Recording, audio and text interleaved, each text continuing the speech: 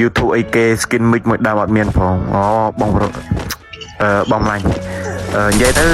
បងមិនមែនអ្នកមានទេបងហើយបងអ្នកជនបទក្រេក្រធម្មតាអត់មានលុយបុកដូចគេបង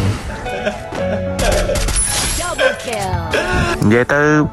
skin បងអូនគឺអត់មានទេនិយាយអត់មានបណ្ដោយ skin LOL ណាមិនថាខ្ញុំមានលុយឲ្យមិនចាប់ទេអត់លុយណាអត់មានដែលថា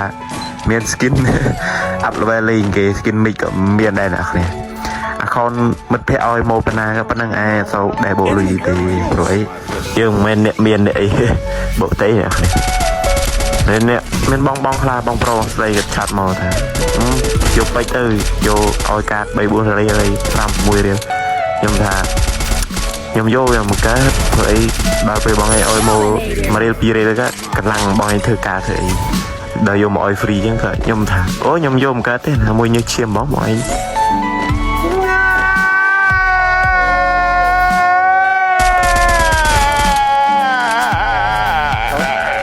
បងខ្ញុំ free ខ្ញុំយកមកកើតគាត់ថាអញ្ចឹងក៏អូខេនិយាយទៅខ្ញុំមិនមែនជាកូនអ្នកមានចេះទេតែខ្ញុំមកចង់បានចង់អីចឹងមិនថាចង់បានចង់បានដែរតែធ្វើម៉េចជីវភាពមានប៉ុណ្ណឹងអ្នកខ្លះបាយបាយ